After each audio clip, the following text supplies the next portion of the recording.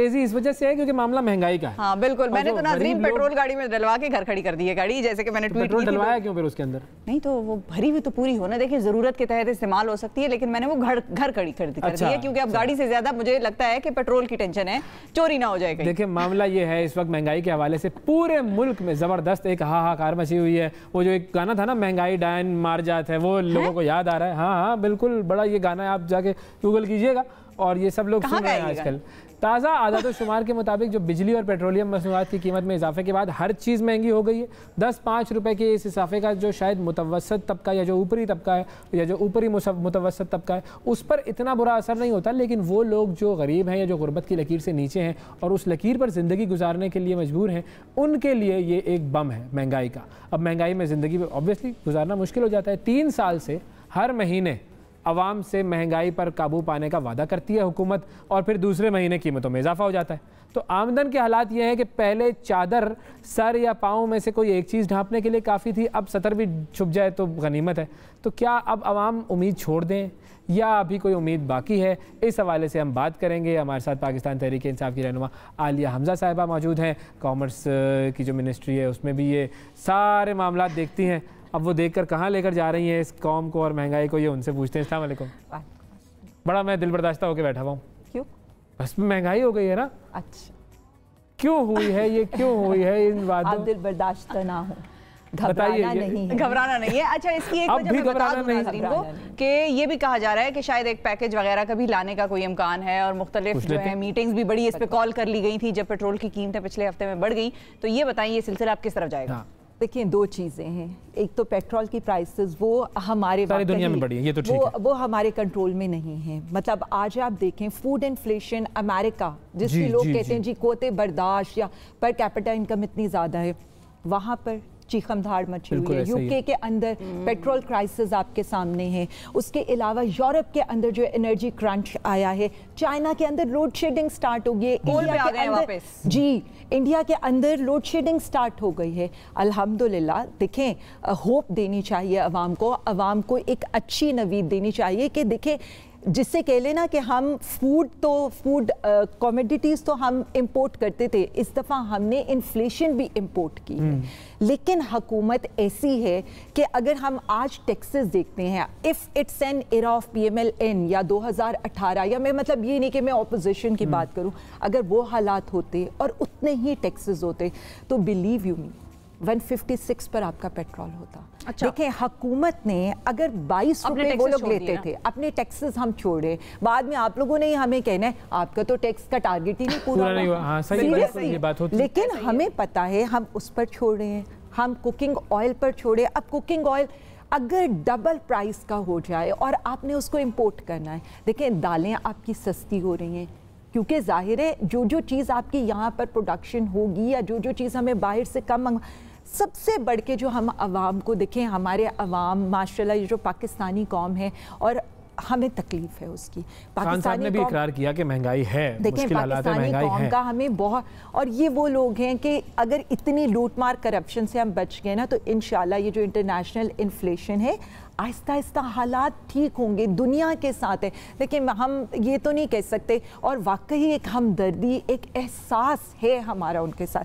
हम ऑयल वो एहसास प्रोग्राम की तरफ फिर लोग चले जाते हैं, वो कहते हैं बस एहसास प्रोग्राम जो काम कर रहा था वो अभी बेचारा एहसास प्रोग्राम में आ जाएगा, जो मुतवसत तबके का था वो भी एहसास प्रोग्राम में आ जाएगा। हमने तो लोगों को अपलिफ्ट करना है। ज्यादा वो हो रहे हैं गरीब और जो पॉवर्टी लाइन से नीचे रहने वाले लोग हैं उनको तो एहसास फायदा हो रहा है थोड़ा बहुत। मैं आपको बताऊं, गरीब के लिए बहुत अच्छे पैकेजेस हैं और हमारा जो अपर क्लास है उनके लिए जो प्रॉब्लम आ रही है और हमें भी लग रहा है वो तनख्वाहदार तबका है जी। देखिए उसके लिए ये महंगाई हिट करती है और हमें उसको प्रोटेक्ट करना है ना। ऊपर वाले तबके को इससे इतना कोई हिट हो रहा है बिकॉज उनको भी पता है दुनिया में क्या हो रहा है दिनों, और जो गरीब तबका है आप ये देखें कि वो डेली वेजर्स हैं, आपका कंस्ट्रक्शन बूम पर जा रहा है तो एटलीस्ट उनकी दिहाड़ी लग रही है, आपके टेक्सटाइल लूम्स चल रहे हैं उनकी दिहाड़ी लग रही है, कंस्ट्रक्शन में एहसास में भी है, सफेद पोश आदमी तो एहसास में है। और ऐसे लोगों को आप यकीन माने, मेरा माली और कोई मेरी उसके अंदर नहीं है, हमारे जो हेल्पर्स हैं उनको 12,000 और विदाउट एनी पॉलिटिकल इंटरफेरेंस, यानी इतनी अच्छी तरह से शफाफियत से ये चीजें चल रही हैं। वो खरीद है वो तो कम हो जाती है ना। मिसाल के तौर पर अगर एक माली को 10,000 रुपये तनख्वाह मिल रही थी और अब भी उसे 10,000 रुपये तनख्वाह मिल रही है, तो 6 महीने पहले उस 10,000 में जो वो खरीद पाता था वो कुछ और था, अब जो वो 10,000 में खरीद पाएगा वो कम है, तो हिट तो उसको भी करेगा। देखिए इसी के लिए तो हम सब्सिडाइज रेट पर आटा, चीनी, दालें ला रहे हैं। आप चीनी की प्राइसेस देखें, हमारी अब बम्पर क्रॉप आई है। बम्पर क्रॉप का मतलब ये है कि 1.5 साल की शुगर हमारे पास होगी। अब आगे हम 9 मिलियन की शुगर हमारे पास होगी जब हमारी एक दफ़ा क्रॉप आएगी। एक वो इंपोर्ट पर आपका कम हो जाएगा, उसकी प्राइस हम कम कर देंगे। दूसरा गंदम का आप ये देखें कि हमें प्रॉब्लम आ रही थी, पंजाब ने रिलीज कर दिया था, सिंध ने रिलीज ही किया था, 300 का डिफरेंस नहीं, तो आप सिंध हुकूमत के खिलाफ अदालत में क्यों नहीं जाते कि भाई देखिए ये तो लास्ट टाइम भी हमने उनको 5 खत लिखे, 6 लिखे, अब वो जब रिलीज करेंगे जी डायरेक्ट सिंध गवर्नमेंट सिंध हुकूमत को अदालत को खत मानेंगे आप लोगों से। कितनी अच्छी शिफा की लड़ाई है तो मैं उनसे कुछ भी कहता रहूं वो नहीं मानेंगे। देखिए मेरा ये ख्याल है कि अब उन्हें भी ये रियलाइजेशन है कि ये जो डिफरेंस आ रहा है, और कल जब हम देख रहे थे कराची में आटा सबसे महंगा है, अब जो आटे की प्राइस है वो जाहिर है वो भी कम हो रही है क्योंकि एक दफ़ा सप्लाई डिमांड आपकी एक स्टार्ट हुई है। रीज़न ये है कि हम बेसिक नेसेसिटीज़ के ऊपर हम सब्सिडी दे रहे हैं। अच्छा, ये टारगेटेड सब्सिडी का क्या टारगेटेड सब्सिडी? क्योंकि हमारे यहाँ तो वो भी लोग मौजूद हैं ये सारी दुनिया में, लेकिन हमारे यहाँ भी हैं कि बेईमानी करके भी मुझे सब्सिडी नहीं चाहिए लेकिन मैं आटा सब्सिडाइज खरीद लूंगा, हालांकि मैं उसके बगैर वाला भी अफोर्ड कर। अब यही था, मैं अब आपको यूटिलिटी स्टोर में यही था, यूटिलिटी स्टोर में आप भी जाएं, मैं भी जाऊं, अवेस भी जाएं, कोई एनीवन दे विल गो और वो वहाँ से चीज़ें उठा लेंगे। यानी जो आटा या चीनी, और होता ये था कि जी जिस की पहुँच होती थी वो ले जाए और जो गरीब थे जिनको पर्टिकुलर वो रह जाए। तो अब ये है कि वहाँ से जो चीज़ें मिलेंगी वो एहसास प्रोग्राम के अंडर जो लोग रजिस्टर्ड हों, जो प्रॉपरली गुर्बत की लाइन के नीचे हैं, देखिए मुतवस्सित तबके के तनख्वाहदार जी उनके लिए भी है, लेकिन जो एक प्रिविलेज क्लास है वो उससे फ़ायदा अब नहीं उठा सकती कि वो जाए, वो महंगी ले सकती है, दे कैन अफोर्ड, वो जाएं करें। देखिए वो अपने ड्राइवर को भिजवा देंगे, मालिक को भिजवा देंगे, जाओ लेकर आओ। ऐसा भी हो सकता है बार प्रोडक्ट मतलब तो नहीं, मेरा नहीं ख्याल, मेरा ये ख्याल है कि इट्स थ्रू प्रॉपर बायोमेट्रिक होगा। प्रॉपर ये जो सिस्टम आ रहा है, देखिए हमने यूटिलिटी स्टोर, अब वही मैं बात करूंगी तो लोग कहेंगे 70 साल में यूटिलिटी स्टोर आज तक कंप्यूटराइज्ड ही नहीं हुआ। देखिए एक आम स्टोर है, आज आप वहां पर जाते हैं, बार कोडिंग है, जो चीज निकलेगी, क्यों लूप होल्स होते हैं? अब वो आपने कर दिया, कंप्यूटराइज कर दिया, अब बायोमेट्रिक हो जाएगा। वही लोग जो एहसास प्रोग्राम के अंडर रजिस्टर्ड होंगे, they can go, this is called a targeted subsidy, कि आपको आटा, चीनी, दालें उन लोगों को जो हकदार हैं उनको मिलेगा। पहले जमाने में एक होता था राशन कार्ड, एग्जैक्टली, तो जो राशन कार्ड है वो सबकी राशनिंग हो जाती थी, सबको पता था कि सबको कितना कितना मिलना है। अब उस तरह के सिस्टम की तरफ शायद डिजिटली जा रहे हैं, यूं कह रही हैं आप? देखिए हम डिजिटली भी जा रहे हैं, और दूसरा मैं ये कह रही हूँ कि एहसास अगर प्राइम मिनिस्टर इमरान खान साहब को इस बात का नहीं होता, यकीन माने मैंने जितना देखा है उनको, वो इंटरनेशनल इन्फ्लेशन से भी अपनी आवाम को बचा रहे हैं। कहने में ये बहुत लोगों को अजीब सी बात लगती है, और लोग ये कहते हैं कि जितनी अपोजिशन प्रोपेगेंडा करे, हो क्या रहा है? जो महंगी बिजली बनाने वाले थे वो गालियां दे रहे हैं, जो महंगी बिजली पे कंपनसेट करके डैम्स पे जा रहे हैं वो गालियां खा रहे हैं। लिटरली ऐसा हो रहा है। पेट्रोल के ऊपर ज्यादा टैक्स जो लोग लेते थे, आज वो हमें गालियां दे रहे हैं, जबकि हम अपने पेट्रोल टैक्सेस कम करें, गालियां हम खा रहे हैं। सो हमें आवाम को और रिस्पॉन्सिबिलिटी देखें। आप एक और मसला भी है ना, आवाम को पता नहीं चलता कि गालियां किसको देनी है, तो वो जेनरिक हुकूमत को देते हैं। पहले वो हफीज शेख साहब को देते थे, फिर हमाद अजहर आ गए, फिर उसके बाद जो है वो तरीन साहब आ गए, अब वो भी नहीं है। मैं अब किसको देंगे? बंदा कौन होगा? मैं एक बात बताऊं, हमें ना अब आवाम को होप देने की जरूरत है। इतने बुरे हालात नहीं हैं जितने दुनिया में। अगर मैं आज कही हूँ चाइना और इंडिया में लोड शेडिंग हो रही है, हमारे से बहुत बड़ी इकोनॉमी है, अल्हम्दुलिल्लाह यहाँ लोड शेडिंग नहीं हो रही। यहाँ कोई ऐसा गैस क्राइसिस, चाहे आप ये कह लें LNG नहीं आई, लेकिन LNG के पहले से ज़्यादा हम कार्गोज लेकर आए। देखें मीडिया जो है ना उसको एक होप भी देने चाहिए, अच्छी चीज़ें हो रही हैं। अब आज मैं एक टेक्सटाइल्स आपकी हाई इन द हिस्ट्री, हमें ये एज्यूम कर रहे हैं कि जी आपका टेक्सटाइल सेक्टर में 5 लाख लोगों को नौकरियां मिल रही हैं, 100 नए यूनिट्स खुल रहे हैं। This is something good for the Awam. Job creation होगी, आपको वो महंगाई उस तरह फील नहीं होगी जो इंटरनेशनल इन्फ्लेशन है। IT सेक्टर आपका $2 बिलियन डॉलर से ज़्यादा जा रहे हैं। यानी पाकिस्तान जो आईटी में कभी था ही नहीं, पाकिस्तान उसमें भी हम लोग करें ऑटोमोबाइल सेक्टर। अच्छा, अब इतनी इंटरेस्टिंग बात है, 600% इंपोर्ट ऑफ द कार में इजाफा हुआ है। तो ये इंपोर्ट वाला जो है वो नहीं, फिर एक सेकंड में यही बताना चाह रही हूँ कि अब चला जाता है। अब हम जो ये बात करें ना, वही बात है कि एक तबका वो है जो 600% गाड़ियां इंपोर्ट भी कर रहे हैं। हाँ।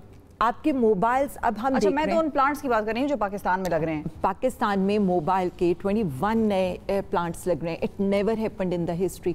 ऑटोमोबाइल के 26 नए प्लांट्स लग रहे हैं। आपको अब ये देखें, आपको हर तरह की गाड़ियाँ किया नजर आ रही है, हुंडई की नजर आ रही है, डिफरेंट टाइप्स ऑफ। ये जॉब क्रिएशन है, ये अवाम को दिखाने की जरूरत है। आज मैं पढ़ रही थी, तो ये कौन दिखाएगा? ये हम तो दिखाएंगे, अच्छे लोग, लेकिन हम इतने अच्छे लोग हैं। देखिए, अभी तो हम दिखा रहे हैं तो हम अच्छे हैं, अब दूसरी तरफ वालों को तो हम बुरे लग रहे हैं ना। देखिए, आप लोगों ने दिखाना है। मैं एक बात करूं, एक होती है इंटेलेक्चुअल डिसऑनेस्टी। सही बात है, पॉलिटिक्स जरूर करें, लेकिन ऐसी डिसऑनेस्टी ना करें। उनको भी पता है कि वो जो कर रहे हैं वो गलत कर रहे हैं। उनको भी पता है कि हालात, देखें आज डॉलर जो है, डॉलर पर बहुत बात होती है, आपको पूछना चाहिए था मुझसे। डॉलर पर बड़े मामलात हैं अभी तो। आपको छोड़ना नहीं हमने। नहीं, मुझे बिल्कुल ना छोड़े।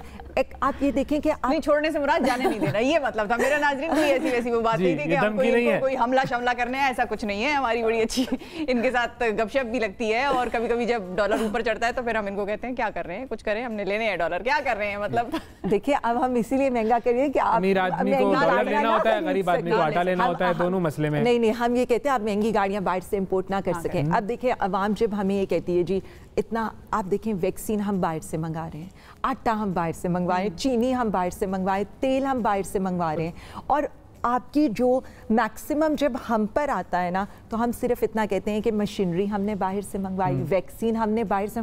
मशीनरी जब बाहर से आती है तो उसका एक इम्पैक्ट होता है कि चलो आगे इन्वेस्टमेंट बढ़ रही है, आज में देख रही है आपकी इंडस्ट्री लग रही है, जॉब क्रिएशन हो रही है। ये वो चीज़ें हैं जो हमें अवाम को बतानी है। हमें अवाम को ये कहना है कि हुकूमत अपनी कोशिश कर रही है।